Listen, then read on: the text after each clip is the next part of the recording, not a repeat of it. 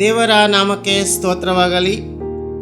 ಈ ಮಹಾ ಉಪವಾಸದ ದಿನಗಳಲ್ಲಿ ವಾಕ್ಯದ ಧ್ಯಾನಕ್ಕಾಗಿ ನೇಮಕಗೊಂಡಂತಹ ಸತ್ಯವೇದದ ಭಾಗವು ಲೂಕನು ಬರೆದ ಸುವಾರ್ತೆ 2ನೇ ಅಧ್ಯಾಯ 47ರಿಂದ 52 ವಚನಗಳು.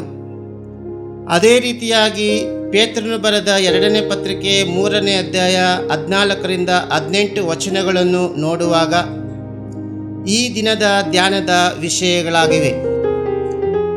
ಯೇಸುಸ್ವಾಮಿ 12 ವರ್ಷದವನಾಗಿದ್ದಾಗ ತಂದೆ ತಾಯಿಯಾದ ಯೋಸೆಫ್ ಮರಿಯಳ ಜೊತೆ ಪದ್ಧತಿಯ ಪ್ರಕಾರವಾಗಿ ಪಸ್ಕಾ ಹಬ್ಬವನ್ನು ಆಚರಿಸುವುದಕ್ಕಾಗಿ ಯೆರೂಸಲೇಮಿಗೆ ಬಂದಿದ್ದರು.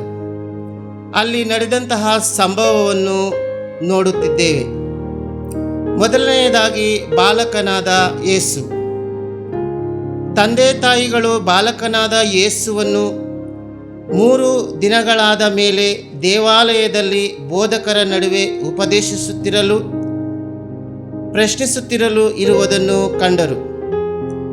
ತಂದೆ ತಾಯಿಗಳು ಇಂತಹ ಬುದ್ಧಿ ಮತ್ತು ಉತ್ತರಗಳು ಬಾಲಕನಾದ ಯೇಸುವಿಗೆ ಎಲ್ಲಿಂದ ಬಂದಿತು ಎಂದು ಆಶ್ಚರ್ಯಪಟ್ಟರು, ಬೆರಗಾದರು. ತಂದೆ ತಾಯಿಗಳು ಯೇಸುವನ್ನು ಕೇಳುತ್ತಿದ್ದಾರೆ.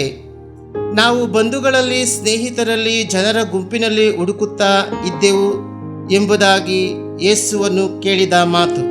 ಅದಕ್ಕೆ ಯೇಸು, ನಾನು ಎಲ್ಲಿರುತ್ತೇನೆಂದು ನಿಮಗೆ ತಿಳಿಯಬೇಕಾಗಿತ್ತು. ನಾನು ನನ್ನ ತಂದೆಯ ಮನೆಯಲ್ಲಿ, ಅಂದರೆ ದೇವಾಲಯದಲ್ಲಿ ಮಾಡಬೇಕಾದ ಕಾರ್ಯಗಳಿವೆ ಎಂದು ಉತ್ತರಿಸಿದನು. ಎರಡನೆಯದಾಗಿ ಸಂಭಾಷಣೆ ಮಾಡಿದ ಯೇಸು.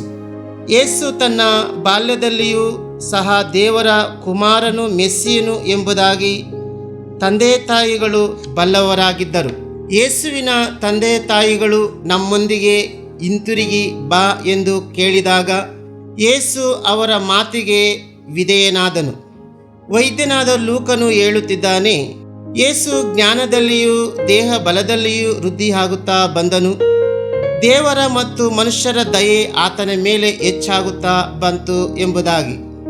ಪೇತ್ರನು ಬರೆದ 2ನೇ ಪತ್ರಿಕೆ 3ನೇ ಅಧ್ಯಾಯ 14ರಿಂದ ನೋಡುವಾಗ, ಪ್ರಿಯರೇ, ನೀವು ಶಾಂತರಾಗಿದ್ದು, ನಿರ್ಮಲ ಚಿತ್ತರಾಗಿದ್ದು, ನಿರ್ದೋಷಿಗಳಾಗಿದ್ದು ಕಾಣಿಸಿಕೊಳ್ಳುವುದಕ್ಕೆ ಪ್ರಯತ್ನ ಪಡಿರಿ ಎಂಬುದಾಗಿ.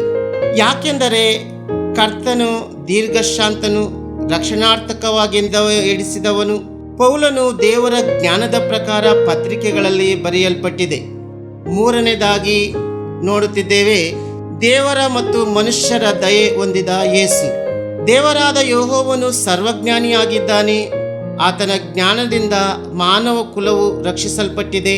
ಆದುದರಿಂದ ನಾವು ಎಲ್ಲ ವಿಧದಲ್ಲಿಯೂ ಕ್ರಿಯೆಗಳಲ್ಲಿಯೂ ಫಲವನ್ನು ಕೊಡುತ್ತಾ ದೈವಜ್ಞಾನದಿಂದ ನಾವು ದಿನೇ ದಿನೇ ಅಭಿವೃದ್ಧಿ ಆಗಬೇಕು.